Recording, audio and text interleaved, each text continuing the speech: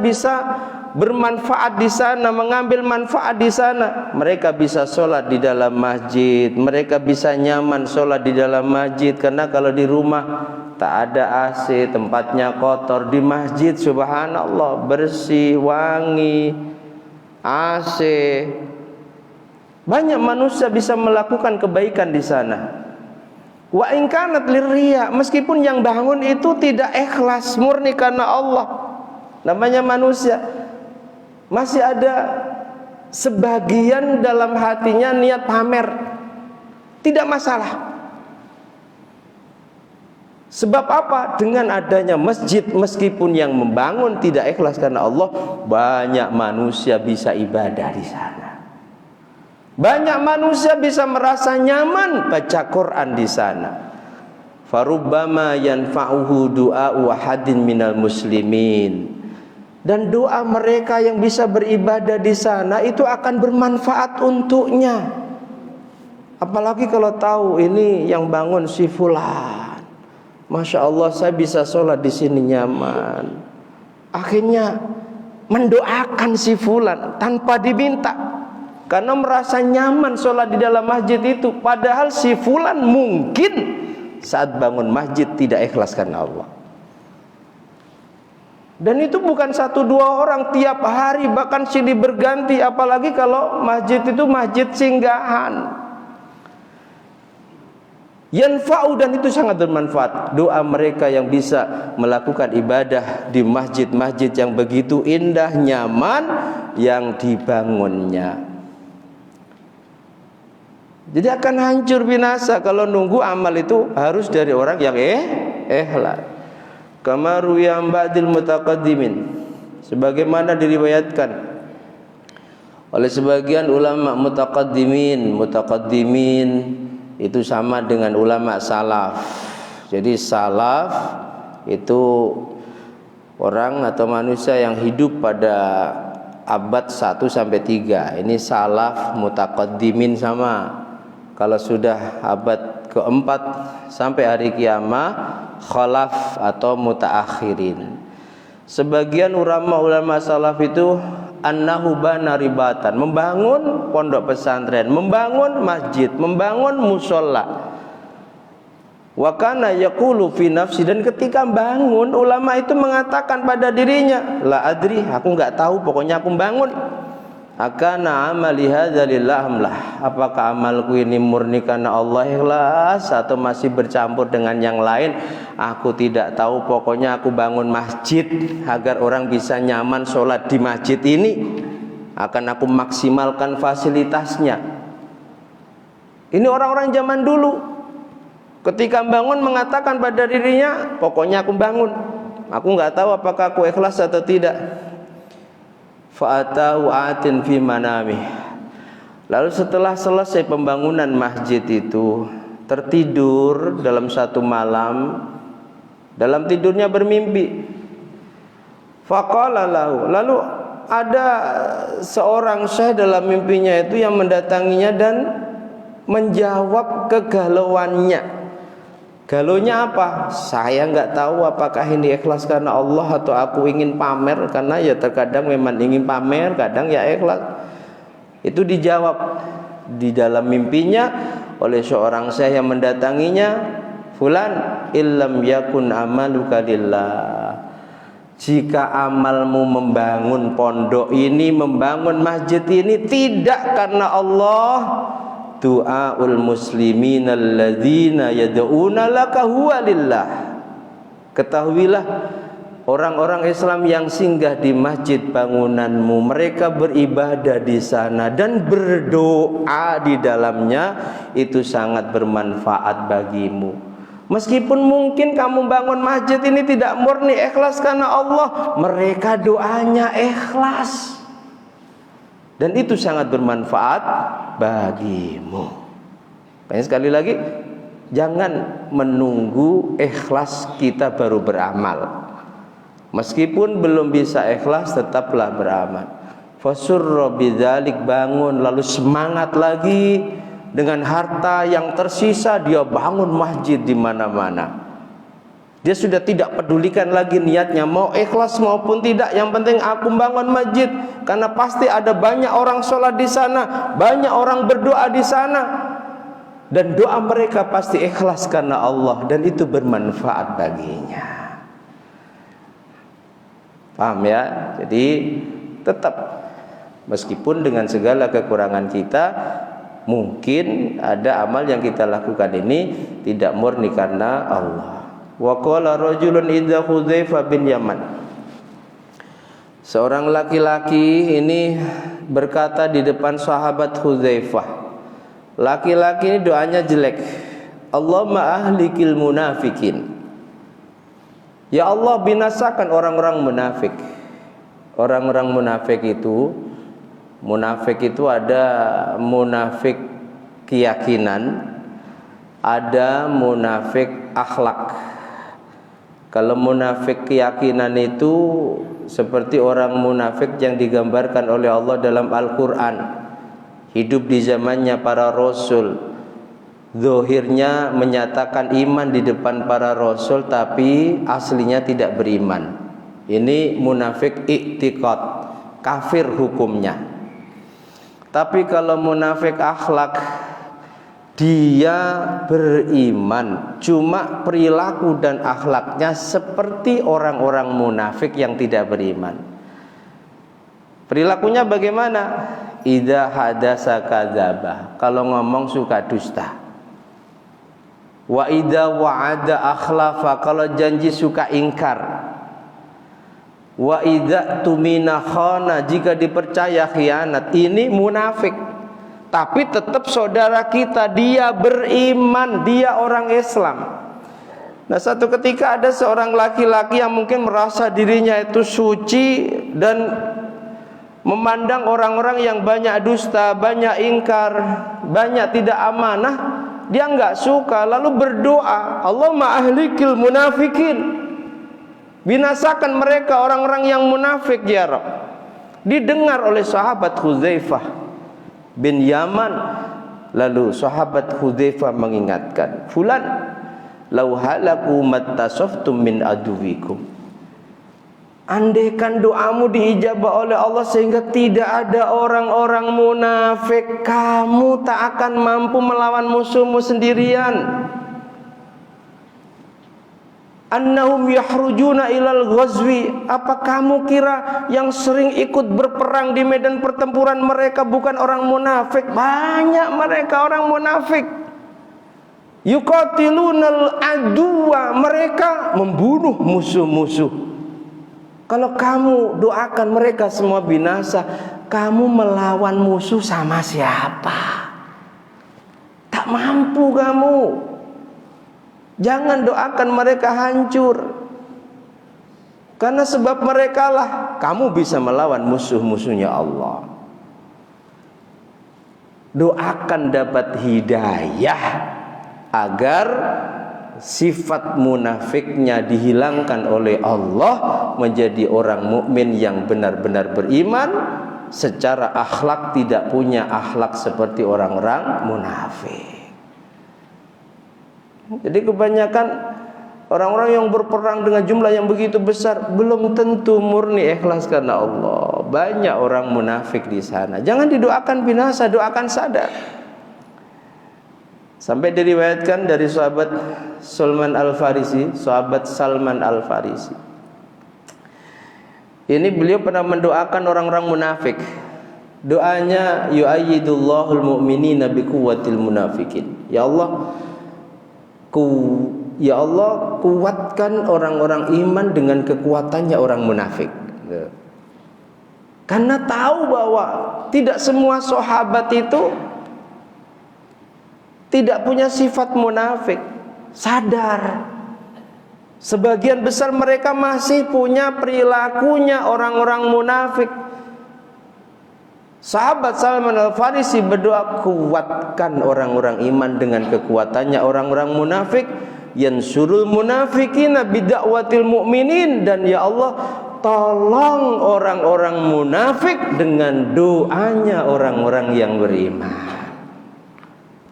Tolong mereka dengan doanya orang-orang yang benar-benar beriman kepada. Jadi nggak boleh kita sedikit-sedikit karena kita nggak cocok dengan kelompok si fulan kita doakan binasakan mereka, nggak boleh. Tapi doakan diberi hidayah, doakan dengan doa-doa yang baik. Karena bisa jadi mungkin saat ini kita orang baik, saudara kita orang buruk, Allah rubah keadaan mereka yang sekarang buruk menjadi sangat baik, sementara kita yang saat ini dipandang baik menjadi buruk. Bisa nggak? Sangat bisa. Makanya ketika kita sedang baik, jangan mendoakan orang-orang selain kita didoakan dengan doa yang buruk. Doakan yang baik. Doakan dengan doa yang baik. Qala al-Faqih rahimahullah ta'ala, Al-Imam Abu Lais As-Samarqandi mengatakan, takallaman nasu fil faraid, banyak manusia para ulama yang berkata dalam masalah perkara yang difardukan, salat wajib, puasa wajib, haji dan lain sebagainya, zakat. Qala ba'duhum, sebagian ulama mengatakan la yadkhulur riya fiha, tidak akan mungkin orang melakukan kefarduan itu dicampuri dengan riya. Riya enggak akan masuk di dalamnya. Alasannya li'anna faridatun ala jamil khalqi, karena perkara yang wajib itu wajib dilakukan oleh semua orang, beda dengan perkara sunnah. Kalau perkara sunnah ini yang mau melakukan silakan, baik, bertambah pahala amalnya, kalau enggak pun enggak berdosa. Kalau wajib kan harus. Jadi enggak mungkin riya itu masuk di dalam perkara yang wajib. Ini pendapat yang pertama. Wa qala ba'duhum, sebagian lagi mengatakan yadkhulur riya fil faraid wa ghairiha. Riya ini bisa masuk ke dalam amal apapun, meskipun itu amal yang wajib. Amal wajib, amal sunnah, tetap kalau kita tidak waspada, riya bisa masuk di sana. Wa qala al-Faqih, beliau Syekh Abu Lais As-Samarqandi mengatakan, hadza indi, menurut pandanganku masalah ini ala wajhain, ada dua penjelasan. Dua penjelasan itu, ingkana yu'adil faraid riya'an nas, kalau ada orang melakukan perkara yang fardu lalu dia dicampuri dengan riya, dipamerkan perkara fardunya kepada manusia lain, laulam yakun ria'an nas lakana la yu'addiha, andaikan tidak dicampuri, dia tidak melakukan kefarduan itu, kalau tidak ada yang lihat amalnya dia enggak sholat. Itu ada orang seperti ini. Kalau tidak ada orang yang melihat puasanya, dia enggak puasa. Kalau tidak ada orang yang melihat zakatnya, dia enggak zakat fardu. Fahadha munafikun tam, maka inilah orang yang munafik sempurna. Sempurna dia munafiknya.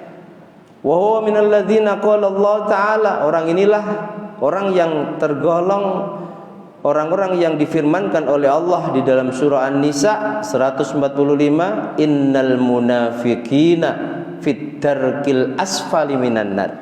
Sesungguhnya orang-orang munafik itu berada di darkil asfal, tempat yang paling bawah dari neraka. Itu orang yang memang kalau tidak ada yang melihat amalnya, dia enggak mau beramal, amal fardu. Ini munafik yang sempurna, neraka tempatnya. Yakni fil hawiyah, yakni di neraka hawiyah ma'ali Fir'aun, bersama keluarganya Fir'aun. Sebab apa? Kalau seseorang itu tauhidnya benar, dia tahu bahwa itu perintah Allah yang wajib dia lakukan, lakana la yamna'uhu wa nada'il faraid, maka dia tidak akan pernah meninggalkan kefarduan. Mau dilihat orang mau tidak, fardu tetap dilakukan. Tapi kalau ada orang kok benar-benar murni melakukan kefarduannya itu riya karena manusia, sehingga andaikan tidak ada manusia yang melihat dia melakukan kefarduan itu, dia tidak melakukannya. Ini sekali lagi munafikun tamun, munafik yang sempurna, yang tempatnya kelak di akhirat di neraka yang paling bawah, berkumpul bersama keluarganya Fir'aun. Naudzubillah. Tapi wa in kana yu'adil faraid, kalau dia melakukan kefarduan, illa annahu yu'addiya indan nas ahsan wa atam. Terkadang murni karena Allah, terkadang bercampur dengan sifat ingin memamerkan kefarduannya kepada selain Allah. Illam yarau ahadun yu'addiha naqisah. Ketika dia melakukan kefarduan sendiri itu tidak sempurna. Ini kan sebenarnya kita. Jadi kalau di masjid ya sempurna, qobliyah, ya, zikir, mengamini doa imam, dilanjut ba'diyah, bahkan witir. Itu kalau di masjid. Kalau di rumah cepat-cepatan sholat kita, buru-buru sholat kita. Ini menunjukkan ibadah kita masih bercampur dengan riya. Kalau ada yang seperti ini, maka pahalanya tergantung dia melakukannya. Kalau memang dia melakukan ibadah itu sempurna, pahalanya sempurna. Kalau dia melakukan ibadahnya itu tidak sempurna, seperti tadi, sempurnanya kalau ada orang banyak, tetap dipahala sesuai dengan amalnya. Meskipun tidak ada orang yang lihat, dia tetap melakukan kefarduan, tapi prakteknya jauh dari sempurna sebagaimana ketika dia melakukan kefarduan itu di depan manusia lain. Jadi kalau seperti ini tidak masalah, itu tetap orang yang beriman kepada Allah dan menunjukkan bahwa riya ini bisa masuk meskipun ke dalam sholat, ke dalam perkara yang difardukan.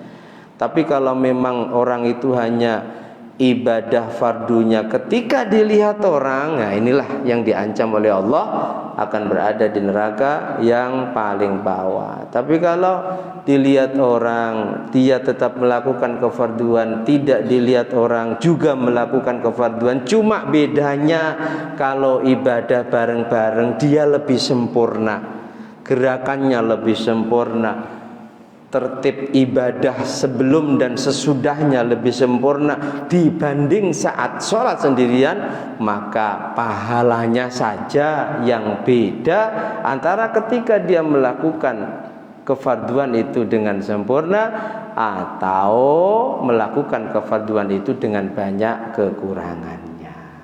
Ini pandangannya Syekh Abu Lais As-Samarqandi tentang masalah apakah riya bisa masuk ke dalam perkara fardu. Beliau berpandangan bisa, tapi memang ada orang yang murni riyanya, sehingga kalau tidak dilihat orang lain ibadah fardunya, dia nggak ibadah. Ini munafik sempurna, neraka ancamannya. Tapi ada orang yang meskipun riya, dia tetap ibadah, meskipun tidak ada orang yang melihat dia beribadah. Cuma praktek ibadahnya jauh kesempurnaannya dibanding saat dia beribadah di depan manusia lain.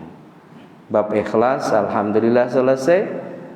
Pertemuan berikutnya masuk pada bab kedua, haulil maut wa syiddatuhu. Penjelasan Rasul dan para ulama tentang kedahsyatannya kematian.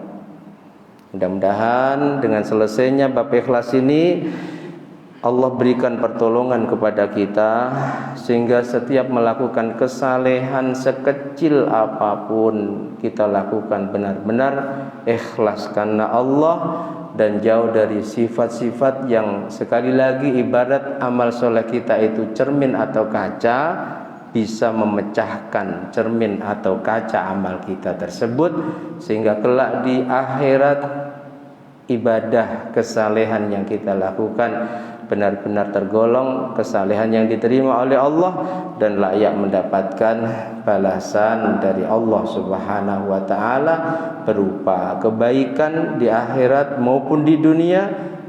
Kebaikan di akhirat berupa menjadi penghuni surganya Allah. Amin amin Allahumma amin. Demikian, ada kurang dan lebihnya mohon maaf. Mari kita tutup dengan membaca wal asr dan doa kafaratul majlis. Bismillahirrahmanirrahim. Wal asri innal insana lafi khusrin illa alladzina amanu wa 'amilus solihati wa tawassaw bil haqqi wa tawassaw bis sabr. Bismillahirrahmanirrahim. Wal 'ashri innal insana lafi khusrin illa alladhina amanu wa 'amilus solihati wa tawassaw bil haqqi wa tawassaw bis sabr. Bismillahirrahmanirrahim. Wal 'ashri innal insana lafi khusrin illa الذين آمنوا وعملوا الصالحات وتواصوا بالحق وتواصوا بالصبر سبحانك اللهم وبحمدك أشهد أن لا إله إلا أنت أستغفرك وأتوب إليك. Mohon maaf malam hari ini tidak ada dialog interaktif karena saya ada uzur yang tidak bisa ditinggalkan. Juga izin nggak bisa jamaah isya di sini. Demikian, ada kurang dan lebihnya mohon maaf. Wa'alaikum minkum. Assalamualaikum warahmatullahi wabarakatuh.